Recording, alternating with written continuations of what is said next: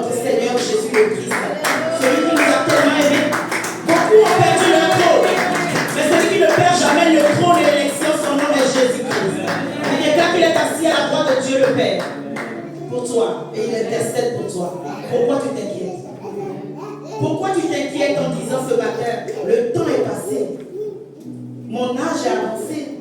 Pourquoi tu regardes toujours à l'horloge? Pourquoi tu regardes toujours à ta montre? Pourquoi tu regardes toujours le calendrier? Pourquoi tu poses toujours la question, mais il fait quel temps? Mais il est le maître des temps et des circonstances. Il est le maître, il contrôle toutes choses. Nous avons reçu ce sous-thème de notre thème général qui est racheter le temps car les jours sont mauvais. Le temps c'est quoi, mes bien-aimés dans le Seigneur? Le temps que nous connaissons tous ici en tant qu'enfants de Dieu, en tant qu'être humain. Le temps, c'est quoi?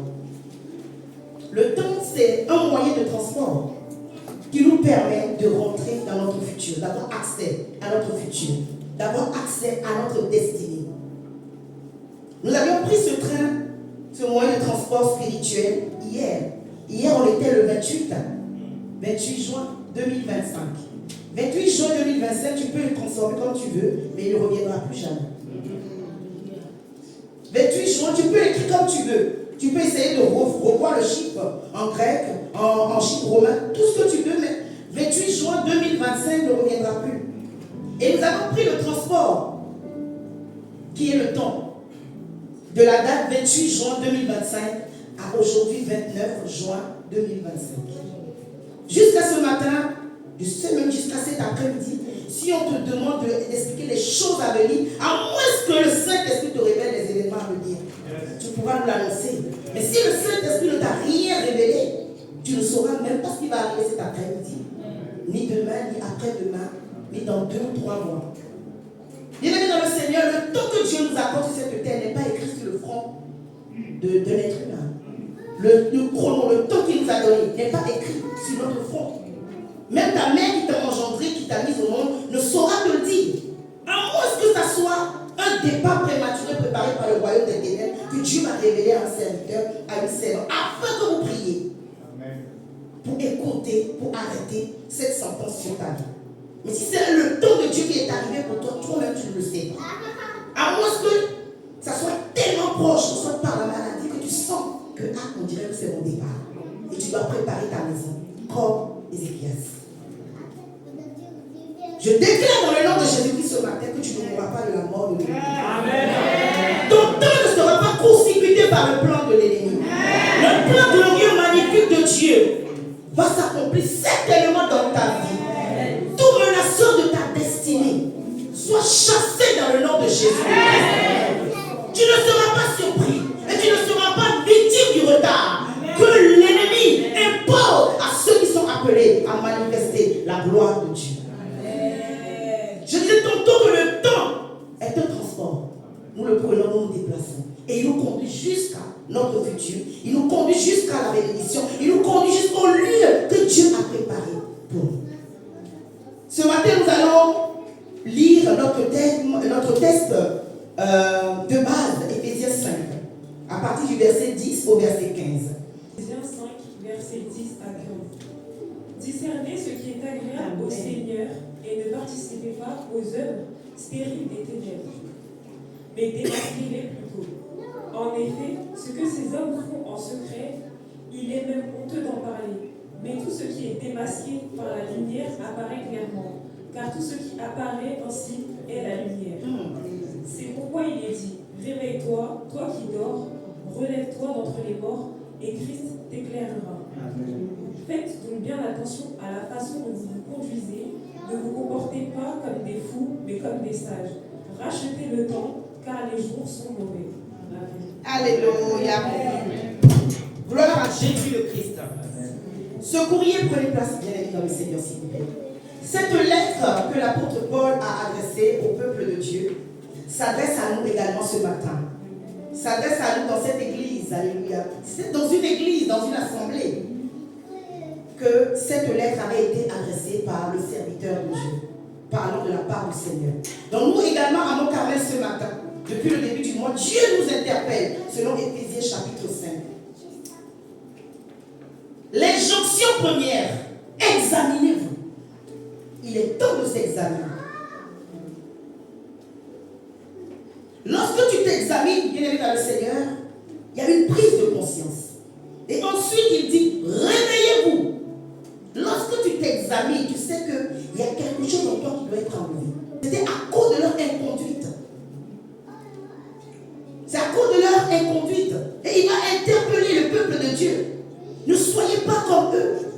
Et à tout ce qu'ils font, même dans le secret, c'est honteux à dire. Mais toi, réveille-toi. Ne sois pas comme eux. Veillez. Sans intelligence. Comme des fous. Mais comme des sages. Dieu nous interpelle ce matin. Le sage rachète le temps. Le sage sait discerner la saison. Le sage sait là où Dieu le traîne, comme je disais tantôt, le moyen de transport du temps. Le sage sait la direction du transport pour ne pas être en retard. Donc celui qui est sage marche avec la sagesse et rachète le temps parce que les jours sont mauvais. Il s'adressait à ce peuple. Pourquoi? Parce qu'ils étaient dans l'idolâtrie. Ils étaient dans l'inconduite. Ils adoraient une déesse qui s'appelait Diane. Pour ceux qui ont fait la théologie par la grâce de Dieu ici, on ne va pas faire l'apologie des idoles ici. Les fêtes à l'époque représentent toujours la Turquie réelle que nous connaissons. Et il a vu que dans cette ville, il y a une forte atmosphère d'adoration des idoles, qui est cette Diane, cette déesse. Alors il va interpeller le peuple. Vous ne pouvez pas mélanger les deux. C'était la tradition. J'ai toujours pour habitude de dire ici que la tradition tue. La tradition étouffe ta foi. La tradition t'éloigne du vrai Dieu. Donc eux, dans cette église, à Éphèse, ils vont mélanger les deux. Et les idoles de leur famille, et les idoles de leur territoire, et Jésus-Christ. Et certains même vont, bien aimés dans le Seigneur, faire croire la manifestation de possession des démons, faire croire que c'est la manifestation du Saint-Esprit. Bien aimés, faites attention lorsqu'il y a des manifestations dans une église. Ce n'est pas toutes les manifestations qui viennent du Saint-Esprit. Que Dieu donne à vous, les enfants de mon carré, le discernement. Amen. Lorsque la personne s'agit comme... Il faut que Dieu te t'ouvre les yeux, que tu puisses détecter. Est-ce que c'est l'Esprit de Dieu ou est-ce que c'est l'Esprit de l'autre? Nous ne lui donnons pas gloire ce matin dans ce culte. Bien-aimés dans le Seigneur, je parlais tantôt du temps. Nous avons deux sortes de temps. Nous avons le temps chrono, que nous allons tous à déterminer. On va dire que l'être humain a puisé du temps de Dieu pour lui donner une forme. Parce que vous savez, l'être humain veut toujours maîtriser les choses. L'être humain veut toujours comprendre les choses. L'être humain veut toujours s'appuyer sur ce qu'il peut contrôler, toucher, pour pouvoir croire. Donc le temps à la base appartient à Dieu. Et l'homme va vouloir puiser de ce temps pour l'imposer ou pour vivre sur cette terre, pour pouvoir mieux comprendre. Certaines personnes, pour comprendre, il faut qu'ils voient, il faut qu'ils maîtrisent. Ce qui n'est pas maîtrisable pour certaines personnes, c'est flou et c'est un peu vague pour eux. Et ils sont perdus. Ça ne doit pas être ainsi pour nous les enfants de Dieu. Donc l'homme a créé le temps chrono. Le temps chrono qui est le temps matériel. Qui est cette montre que tu portes. Tu peux me dire, aujourd'hui il est midi, moins 10. Et on est à telle date. On est à l'après-midi, on est le matin, on est ça dépend du pays. Et tu pourras déterminer en tant qu'être humain. Et ce temps, comme je disais tantôt, se détermine par l'heure, par la minute, par la seconde. Ça nous permet de nous planifier dans la journée, ça nous permet de nous planifier dans notre vie quotidienne. Ça, c'est le temps chrono qu'on peut déterminer, qu'on peut expliquer, qu'on peut maîtriser. Parce que le temps chrono, on peut le maîtriser en tant qu'être humain. J'ai décidé de travailler 8 heures, mon patron. Je travaille 8 heures. Si je dépasse, tu me paies les heures sup. Et si le patron ne te paye pas, vous-même, nous savons tous ici comment ça se passe, tu vas réclamer. Donc l'homme, l'être humain, veut contrôler le temps. Et c'est ce temps qui est le temps chrono. Et c'est une grâce pour nous, en tant qu'être humain, créature de Dieu, créature de ce Dieu qui a créé les cieux et la terre, qui est le maître des temps et des circonstances. Lorsque nous sommes sur cette terre, vivant sur cette terre, on doit. Ce n'est pas en vrai que Dieu a permis que l'homme puisse avoir la maîtrise sur le temps. Parce que lorsque tu as la maîtrise sur le temps,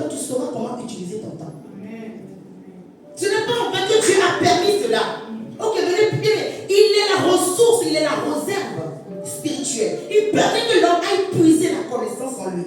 L'homme a épuisé ce qu'il aurait. Il le permet parce que tu vas tourner tôt ou tard, tu vas retourner vers la réserve. Il permet qu'ils essaient de se contrôler sur le temps chrono. Pourquoi le matérialiser, le contrôler? La finalité, c'est quoi? C'est que tu puisses réaliser toi-même que je suis à l'heure, je suis en retard. C'est pour que tu réalises toi-même, maîtrisant le temps que tu crois maîtriser, que je suis à l'heure, je suis en retard. Parce que lorsque tu te sens en retard dans une situation, dans un domaine de ta vie, ce n'est pas quelqu'un qui vient te le dire. Hein. Quand tu t'assois toi-même, tu te rends compte que tu es en retard. Donc le temps chrono, on peut enlever le contrôle du temps chrono. Ecclésiaste 3, verset 1, 10. Un temps pour chercher et un temps pour perdre. Un temps pour garder et un temps pour jeter. Un temps pour déchirer et un temps pour coudre. Un temps pour se taire et un temps pour parler. Un temps pour aimer et un temps pour détester. Un temps pour la guerre et un temps pour la paix. Amen. Gloire à Jésus le Christ. Asseyez-vous s'il vous plaît. Nous devons, bien aller dans le Seigneur, prendre conscience de l'importance du temps chrono pour accomplir notre destinée. Tout enfant de Dieu, créature de Dieu, ayant reçu la vie en elle, doit prendre conscience du temps que Dieu lui a accordé sur cette terre. Cette parole que nous venons de lire tantôt selon Ecclésiaste 3 nous dit qu'il y a un temps pour tout. Donc tu dois discerner le temps dans lequel tu es. Tu dois comprendre et recevoir la révélation. Je suis dans le temps de manifester la vie. Il faut que je manifeste la vie. Je suis dans le temps de laisser passer. Je laisse passer. Je suis dans le temps de parler. Je parle. Il faut discerner le temps dans lequel tu es. Il doit avoir cette prise de conscience pour pouvoir avancer dans la vie et accomplir sa destinée. Et comment maîtriser le temps? Mais comment travailler mon temps? Comment organiser mon temps que Dieu me donne, le temps chrono? La première des choses, bien aimé dans le Seigneur, c'est de recevoir le Seigneur Jésus-Christ. Si tu es en ce lieu, tu n'as pas encore reçu Jésus-Christ, ou si tu es en train d'écouter ce message de là où tu es, la première des choses pour comprendre le temps, maîtriser, jouir de la bénédiction du temps chrono que Dieu t'accorde en tant que nous sommes des êtres vivants. Nous ne sommes pas des immortels. Nous ne sommes pas des immortels. Tôt ou tard, nous allons quitter cette terre des vivants. Raison pour laquelle il dit examinez-vous. Donc lorsque tu te mets en action pour examiner, la conduite, la bonne conduite doit suivre. C'est lorsque tu acceptes Jésus-Christ comme ton Seigneur et Sauveur personnel que tu commences à avoir la connaissance de Dieu. Juste avant, tu n'as pas encore la connaissance de Dieu, tu as peut-être la connaissance du monde. Et tu vas recevoir la connaissance d'en haut. Donc la première des choses, c'est de recevoir le Seigneur Jésus-Christ comme ton Seigneur et ton Sauveur personnel. Parce qu'il est le maître des temps et des circonstances. Il connaît ta vie mieux que toi. Il connaît le plan qu'il a prévu pour ta destinée. Il sait ce que tu dois faire. Mais regarde, certaines personnes, elles tournent en rond jusqu'au jour où elles rencontrent le Seigneur Jésus-Christ. Elles sont éloignées de leur destinée. Elles sont en train de travailler dans un autre couloir qui n'est pas leur couloir. Jusqu'au jour où ils vont rencontrer le Seigneur Jésus-Christ. Et subitement, comme un voile qui va se déchirer, ils vont recevoir la connaissance. Ils vont être éclairés. Mais c'est ce chemin que je dois suivre. C'est par ce chemin que je dois réellement manifester, accomplir ma destinée. Et il y a cette prise de conscience et la personne va dire, mais on dirait que j'ai perdu mon temps. J'ai perdu mon temps. Le temps que Dieu m'a accordé, j'ai perdu. Parce que Jésus-Christ te donne encore l'opportunité pour un nouveau départ. Avec Jésus-Christ, c'est toujours un nouveau départ. Un nouveau départ pour que tu ne meurs pas sans avoir bien. Regarde au cimetière. Beaucoup de personnes ont des destinées mortes qui n'ont pas été accomplies. Parce qu'elles n'ont pas su exploiter le temps que Dieu leur a donné sur cette terre. Si les tombeaux pouvaient parler, les tombeaux allaient parler 24 heures sur 24. Vous racontez, je suis mort avant mon âge. Je suis mort avant mon temps. Je devais réaliser ça. Tel projet était resté en suspens. Parce que la mort est venue me surprendre. Le temps que Dieu nous donne est précieux. Et cela commence, la prise de conscience commence lorsque tu acceptes le Seigneur Jésus-Christ comme ton Seigneur et ton Sauveur. Je sais ici ce matin que tu vas constater que depuis que tu t'es rapproché du Seigneur, tu as reçu le Seigneur, tu médites la parole, tu adores Dieu, tu es assidu. Tu vois que tu développes une connaissance que tu n'avais pas avant. Tu développes un caractère que tu n'avais pas avant. Tu vois beaucoup plus clair. Toi qui avais besoin d'autrefois d'avoir les conseils des amis, malgré ton âge, encore les conseils des parents, encore les conseils, tu as besoin d'aller voir un conseiller pour être éclairé. Mais tout seul étant assis, tu reçois des connaissances. Et lorsque tu l'appliques et tu vois que ta vie change. Donc la première des choses pour vivre le temps chrono, bénéficier, jouir du temps chrono, c'est d'accepter le Seigneur Jésus-Christ. La deuxième chose, c'est de chercher Dieu sincèrement. Chercher Dieu. Chercher Dieu, c'est quoi? C'est chercher le cœur de Dieu. Ce n'est pas d'une manière superficielle, mais c'est d'aller en profondeur. Seigneur, je veux te connaître davantage. Cherche le cœur de Dieu. On a adoré tout à l'heure. Seigneur, je veux te connaître. C'est là que tu vas découvrir le cœur de Dieu. C'est là que tu vas savoir qui est Dieu. Tes parents ne te parleront pas de Dieu. Ta mère ne te parlera pas de Dieu. Même ton pasteur ne te parlera pas de Dieu. Toi-même, tu vas le découvrir. Parce que la Bible déclare que tous me verront. Tous me connaîtront. Pas que les pasteurs, pas que les prophètes. Tous les enfants de Dieu me connaîtront. Il veut qu'on le connaisse. Mais le connaître, c'est avoir accès à son cœur. Le cœur de Dieu. Et lorsque tu as accès au cœur de Dieu, tu vis bien ton temps que Dieu t'a donné. Lorsque tu sais qui tu es en Christ, lorsque tu sais où Dieu veut t'amener, lorsque tu sais le plan de Dieu pour ta vie, lorsque tu découvres et tu touches l'amour de Dieu pour toi, tu accomplis réellement ta destinée et tu vis ton temps chrono. La troisième des choses, mes bien-aimés dans le Seigneur, c'est la sagesse. La sagesse n'a rien à voir avec ton âge. La sagesse n'a rien à voir avec ton diplôme. La sagesse dont Dieu nous parle ici n'a rien à voir avec ton éloquence, ta connaissance. Prenons Jacques, chapitre 1, verset 5. Quelqu'un d'entre vous manque de sagesse, qu'il la demande à Dieu, qui donne à tout simplement et sans reproche, et elle lui sera donnée. Amen. Nous acclamons très fort cette parole. Asseyons-nous s'il vous plaît. Quelqu'un d'entre vous, ce matin, tu me diras, j'ai du mal. Malgré les conseils qu'on me donne, j'ai du mal. Malgré l'évidence des événements autour de moi, j'ai du mal.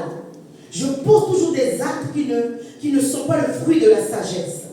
Dieu te dit ce matin, si quelqu'un d'entre vous dans cette église, si quelqu'un d'entre vous dans cette famille, si quelqu'un d'entre vous sur ton lieu de travail, si quelqu'un d'entre vous parmi tes amis, parmi tes frères et sœurs, manque de sagesse. Donc tu dois constater que je manque de sagesse.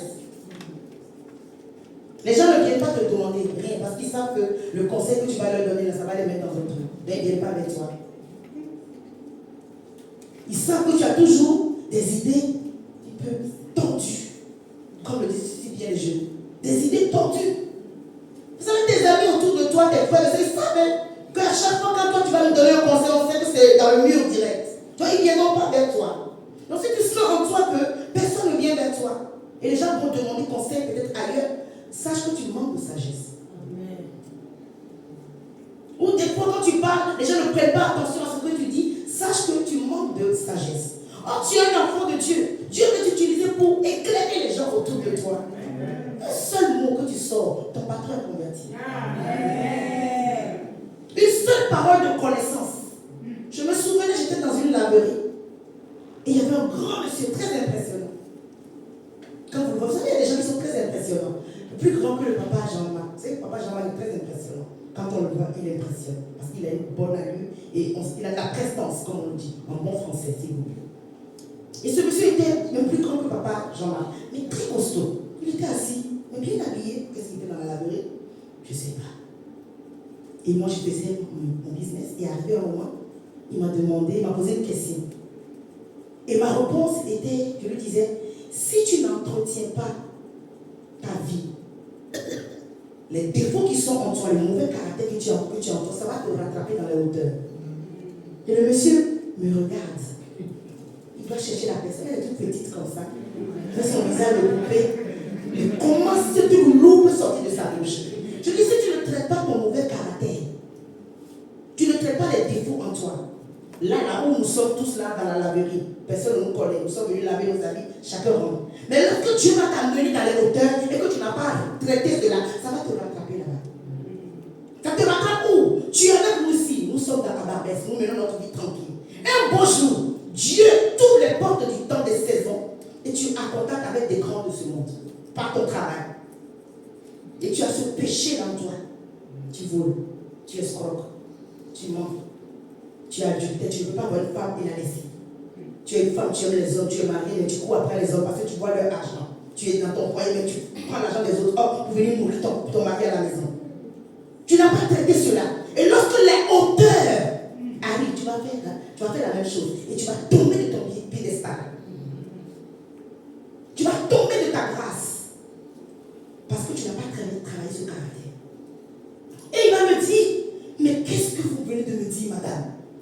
Mais vous êtes intéressante. Expliquez-moi. Et je lui dis, pourquoi?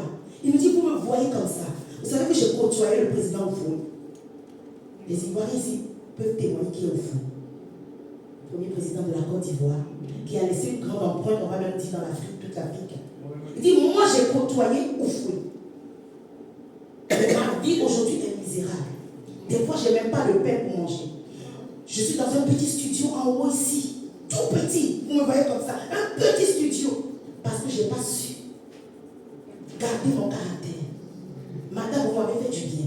Mais vous n'êtes pas n'importe qui. Vous m'avez fait du bien. Limite, il allait pleurer. Je lui ai dit, il n'est pas encore tard. Il n'est pas encore tard. Vous avez changé, il a dit oui. J'ai changé. Mais j'ai perdu les opportunités que Dieu m'a données. Par ces personnes. Je suis rentré chez Oufoué, je mangeais avec Oufoué. Mais regardez ma vie aujourd'hui. Comparé à tous ceux-là qui étaient avec Oufoué, qui ont pu profiter, bénéficier, être positionnés. Mais moi, aujourd'hui, à cause de mon caractère. Donc, pour vous dire que la sagesse d'en haut, si quelqu'un manque de sagesse, qui demande? Si tu vois ici que tu manques de sagesse, ce n'est pas ton procès qui doit te le dire. Hein. Toi-même, tu sais. Comme je le disais tantôt, tu as toujours des idées tordues. Sache que tu n'es pas sage. Qui me demande la sagesse? Libéralement, sans faire de reproches, et elle lui sera donnée. Dieu veut nous donner la sagesse si tu lui demandes sincèrement. Pas la sagesse du monde, mais la sagesse d'en haut, la connaissance d'en haut. Ou lorsque je vais dire à ce monsieur, c'est le caractère, si tu ne le traites pas maintenant où nous sommes encore cachés ici. Quand tu vas aller dans le côté, tu vas manifester le caractère et tu vas perdre des opportunités. Qui a connu Strauss-Kahn ici? Dominique Strauss-Kahn, DSK. Il était un pas d'être président. Moi-même, je l'aimais beaucoup. J'aimais sa carrure. Parce qu'il avait un côté un peu africain que j'aimais. Il est blanc, mais il avait une allure un côté un peu africain, un peu exotique, que j'aimais beaucoup. Il avait de la prestance. À un pas d'être président de ce pays. À cause de ce caractère que vous connaissez tous, il a été exposé. Et il a connu la honte internationale. Une honte qui a fait le tour du monde. Parce qu'il aimait les jolies femmes africaines. Il aimait les belles femmes africaines. Et on l'a piégé par cette belle femme africaine. Et il est tombé. Ils l'ont exposé au monde entier. Il a perdu. Et aujourd'hui, sa carrière est éteinte. L'ennemi sait où Dieu veut t'amener. Toi, tu ne connais pas ici. Hein. Tu te dis, oh, c'est pas grave. Je suis juste à l'église vite fait. Je suis encore étudiant, je suis encore lycéen. On n'en sait rien. Je suis quoi? Chez maman. Tu ne vas pas mourir chez maman. Tu vas quitter là, travailler et occuper des bons postes. Si les petits caractères dont maman parle depuis tu ne le laisses pas, papa parle depuis tu ne le laisses pas, ça va te rattraper dans ton foyer aussi. Le mari va dire tu ne parles pas bien, tu es mal poli. Il va te renvoyer. la sagesse. Demande au Seigneur. Cette grâce que tu m'as donnée, je veux la préserver avec la sagesse. La sagesse, demandez à Dieu. Et nous devons bannir également la perte de temps. Qui aime perdre son temps ici? J'ai horreur de ça. En une journée, je fais tellement de choses. Quand je constate qu'on me fait perdre mon temps, je ne me laisse pas faire. Je sais quand je me réveille, j'ai déjà tout planifié. Je dois faire ça. Parce que je n'ai pas beaucoup de personnes pour m'aider. Donc je sais que 6 trucs à la fois. Donc tout est planifié. Bannis la perte de temps. Tu ne peux pas te réveiller le matin et tourner en rond. Comme un petit animal de foire. Non. Le matin, quand tu te réveilles, tu vas planifier ta journée. Même s'il n'y a pas école, même s'il n'y a pas travail, ton jour de repos, tu dois planifier. Tu te fais perdre ton temps, tu dois bannir cela. Pour vivre ton temps chrono que Dieu te donne. Et même si tu as des gens autour de toi qui te font perdre ton temps, tu dois dire non. Écoute, ça suffit. Il faut oser dire la vérité. Nous sommes des enfants de Dieu. Tu dois dire non. Ne me fais pas perdre mon temps. Si tu es en âge de te marier bientôt et qu'il y a une soeur ou un frère qui tourne autour de toi, tu vois qu'il te fait perdre ton temps. Tu lui dis oh stop. Bannis la perte de temps. Parce que le chrono que Dieu nous a donné, nous ne le connaissons. Seul Dieu le connaît. Et reconnaître les saisons de sa vie. Amen. Reconnaître les saisons de sa vie. Nous avons des saisons que Dieu nous a données. Il nous ouvre les portes des saisons. Parce que lorsqu'une saison, une opportunité s'ouvre à toi, c'est toi qui as la responsabilité des choix. Lorsqu'une opportunité, une porte de saison s'ouvre devant toi, c'est toi qui... C'est pas Dieu, mais lui, il a ouvert la porte de la saison de l'opportunité. C'est lui, il a déjà ouvert. Tu as prié, il a ouvert. C'est que c'est le moment. Mais c'est à toi le choix. De savoir que cette porte, elle a été ouverte. Pour moi, c'est l'opportunité pour faire cette formation.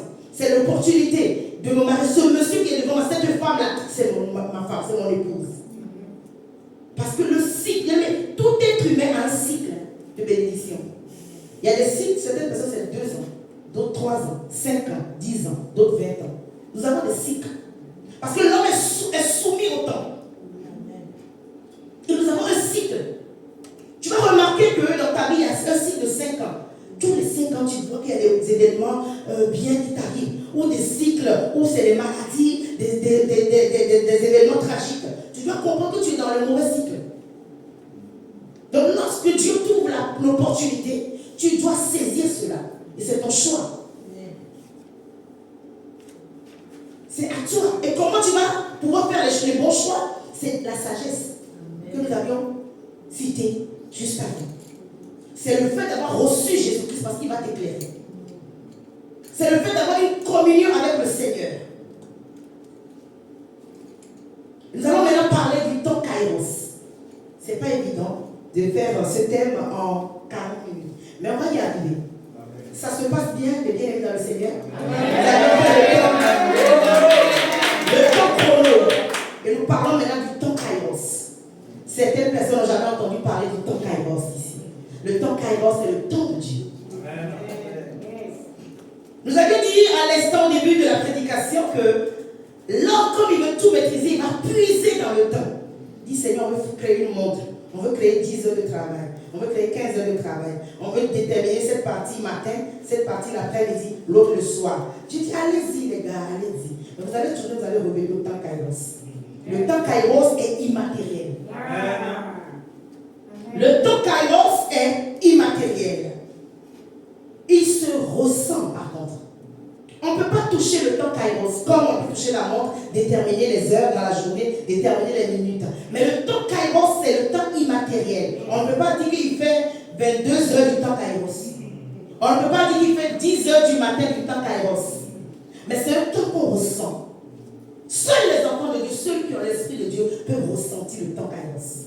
C'est le temps de Dieu. Je suis dans le temps Kairos pour accomplir ce projet. Je suis dans le temps Kairos pour ma délivrance. Je suis dans le temps Kairos pour avancer. Je suis dans le temps Kairos pour faire ce choix. Et dans le temps Kairos, comment un homme peut-il se comporter? Parce que nous sommes des hommes, nous sommes des enfants de Dieu. Comment un homme peut-il racheter le temps? Le temps. racheter le temps. Tu peux racheter le temps. Ma soeur, tu peux racheter le temps. Mon frère, tu peux racheter le temps. Enfant de Dieu, créature de Dieu, racheté par le Seigneur, tu peux racheter le temps. Tu es venu dans ce culte ce matin et tu te dis, mais c'est trop tard pour ce projet. C'est trop tard pour ce département de ma vie.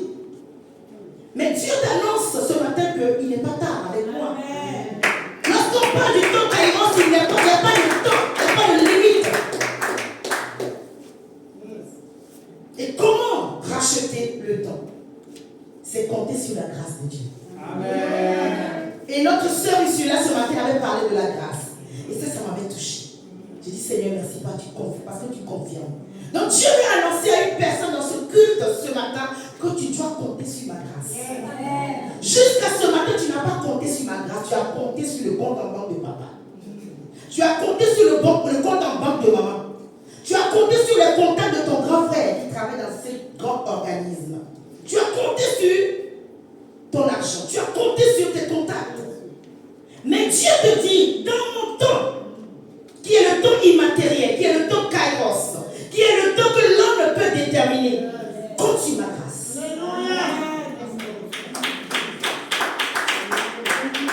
Tu as essayé par le temps chrono, parce que tu veux maîtriser tout. Mais tu es lié. Mais il te dit, regarde le temps kairos. Regarde à mon temps qui est le temps immatériel, que l'homme ne peut gérer. Mais dans ce temps, lorsque tu es en contact avec ce temps, compte sur ma grâce. La grâce, c'est quoi? C'est la faveur imméritée. La grâce, c'est la faveur imméritée. Les hommes ont dit, tu ne mérites pas parce que tu habites d'eux. Les hommes disent, toi, tu viens de tel pays, tu ne peux pas. Les hommes disent que toi, tu ne peux plus enfanter, tu ne peux plus te marier, tu ne peux plus voyager, tu ne peux plus avoir ta carte de séjour, tu ne peux plus avancer, tu ne peux pas avoir ce diplôme. Mais Dieu t'annonce ce matin que c'est moi le maître du temps Kairos. Le temps immatériel, le temps qui échappe aux hommes. Le temps qui échappe à la connaissance de l'homme. Le temps que l'homme ne maîtrise au point. Lorsque le temps Kairos est sonné dans ta vie, bien aimé dans le Seigneur, peu importe ce que les hommes diront, tu vas dire, je suis dans mon temps Kairos. J'ai reçu la révélation du temps Kairos. Et je ressens dans mon esprit que c'est mon temps Kairos. Et moi je compte sur la grâce de l'Éternel. Les hommes m'ont condamné, les hommes m'ont jugé, les hommes m'ont limité, les hommes m'ont mis dans une case. Les hommes ont laissé une marque sur moi en disant, elle porte cette étiquette, elle ne peut pas avoir accès à telle chose. Mais Dieu t'annonce ce matin, je suis le maître du temps Kairos. Je suis le maître du temps Kairos. Compte sur ma grâce. Compte sur ma grâce. La grâce est la faveur imméritée. L'homme a dit tu dois faire ça pour mériter. Mais Dieu dit tu ne fais rien pour mériter cette grâce. L'homme te dit tu dois me payer pour avoir cela. Dieu te dit tu n'as pas besoin de payer. Parce que par Jésus-Christ, j'ai déjà tout payé. L'homme te dit tu vas faire tel effort pour obtenir cela. Dieu te dit dans mon temps Kairos, tu n'as plus d'effort à faire. Compte sur ma grâce. Je peux changer cette situation. Car je suis le Dieu qui étonne. Je peux changer cette situation. Car je suis le Dieu qui étonne, qui surprend. L'homme peut tout maîtriser. Mais Dieu les confond par son action. L'homme peut tout maîtriser parce qu'il veut démontrer. L'homme veut tout maîtriser parce qu'il veut parler. L'homme veut tout maîtriser parce qu'il veut avoir la main sur la chose. Mais Dieu te dit, je suis le maître des temps et des circonstances. Et ce temps dont Dieu parle, c'est le temps Kairos. Un temps qui échappe à l'homme. Un temps qui échappe aux scientifiques. Un temps qui échappe aux sages de ce monde. Regardez ce que Dieu fait en dehors du temps.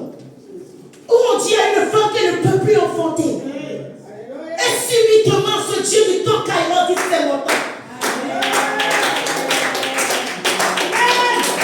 Où l'homme, le médecin m'a dit, mais tu es venu trop tard. Cette maladie est pour la mort. Le temps Kairos de Dieu annonce que c'est pour la gloire de Dieu. Le temps Kairos a visité le tombeau de Lazare.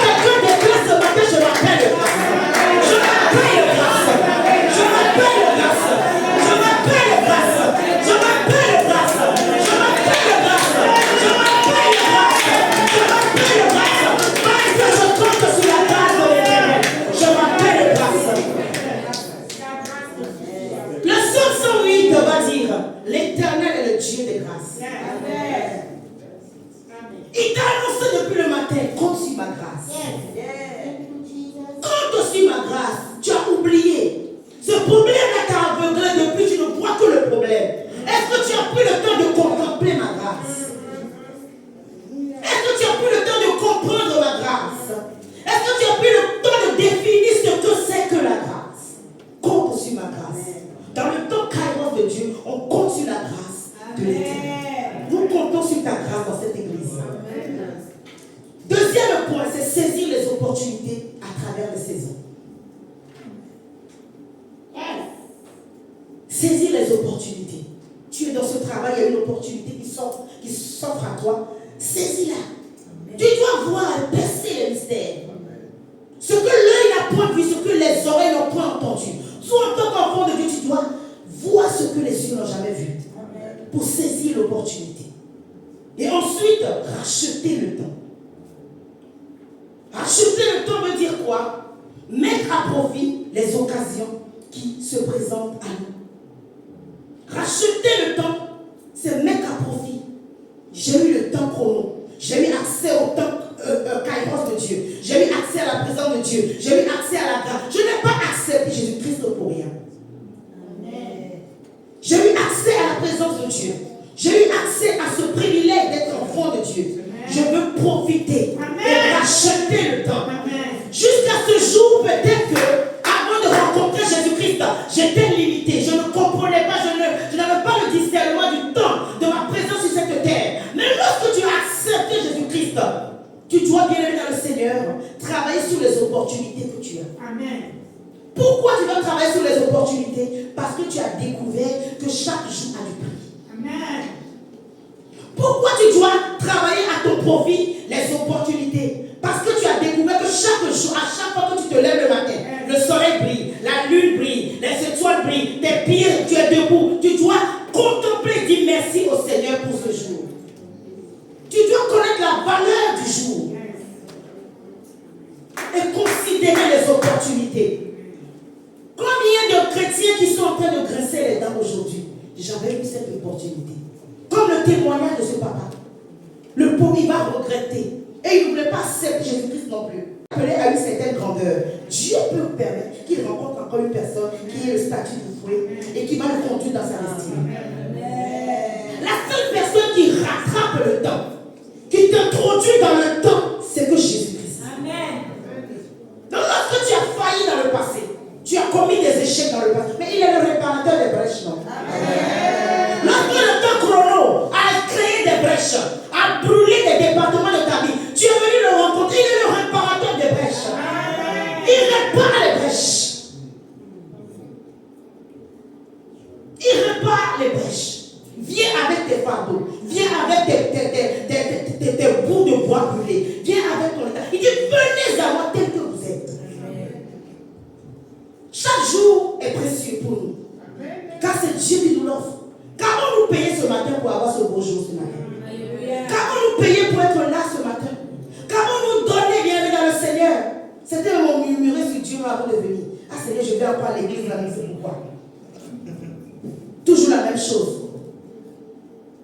C'est que me murmurer. Qu'est-ce que je vais aller faire encore là-bas? Mais depuis je prie, il n'y a rien. Je sers, il n'y a rien. Mais contemple le jour qui t'a donné aujourd'hui. Amen. Amen. Yes. Mais célèbre-le pour le jour qui t'a donné aujourd'hui. Amen. Si tu as besoin de motivation, va à l'hôpital de la rue Boisière en face. Et va un peu, oui. Si tu te poses des questions, tu t'ennuies de ta vie, tu pleures, tu te lamentes. Sors après l'église, rentre là-bas. Je vais visiter un peu l'hôpital de la rue Boisière. C'est juste à côté, tu fais 5 minutes, hein, tu rentres, tu vas courir pour sortir. Parce que je découvre que le jour que Dieu m'a donné, la grâce, c'est précieux. C'est un cadeau précieux. C'est un prix inimaginable. Parce que beaucoup sont couchés là-bas. Certains sont morts. Certains ont été amputés. Imagine à chaque fois le médecin qui va te annoncer il est trop tard. Mais dans le temps de Dieu, il n'est jamais tard. Réalise et comprends le temps kairos de Dieu. Et le dernier point, savoir reconnaître les jours mauvais. Rachetez le temps car les jours sont mauvais. De quel jour l'apôtre nous parle? Lisons 2 Timothée chapitre 3 verset 1. Je sais que le message bénit un frère, bénit une sœur ce matin. Ça me bénit moi-même. Je suis rempli. Seigneur, merci pour la grâce. 2 Timothée, chapitre 3. Premier verset. 2 Timothée, chapitre 3, verset 1. Sache que dans les derniers jours, il y aura des temps difficiles.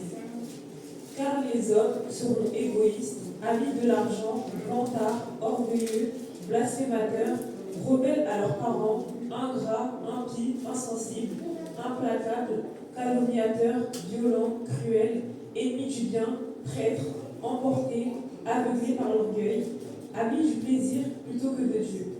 Amen. On s'assoit, s'il vous plaît. Nous allons finir par là. Donc, savoir reconnaître les mauvais jours. Savoir reconnaître les mauvais jours. 2 Timothée 3, 1. Sache que dans les derniers jours, et nous vivons les mauvais jours, surgiront des temps difficiles. Car les hommes seront égoïstes. Lorsque tu commences à constater ces traits de caractère, amis de l'argent, l'argent de maman est devenu leur Dieu. Certaines personnes ne peuvent pas vivre sans argent. Si tu es comme ça ce matin, que Dieu te délivre dans le nom de Jésus. Amen. Sois comme l'apôtre Paul, je sais vivre dans l'abondance et dans la disette. Amen.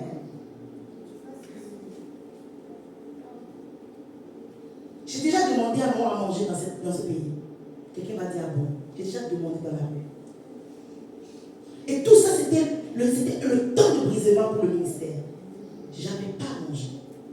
Quand j'ai rencontré Christ, il m'a dit sors de là. J'ai dit sors de là. Sans papier, sans mari. Un travail bancal, avec un pied. Il faut avoir la foi. Il faut vraiment avoir entendu la voix de Dieu. Pour laisser son confort, ce confort qu'il y avait. Je ne manquais de rien. Mais je manquais de la grâce. Et le monsieur, au lieu de me donner 2 euros, il m'a donné 5 euros. Mais il me remet. Quand je partais, il s'est retourné encore, il m'a regardé. Je dis, qu'est-ce qui s'est passé? Mais c'est pas grave, j'ai donné. Pour être obéissant au Seigneur. Aujourd'hui, je ne manque pas de 2 euros. Je ne manque pas de 5 euros.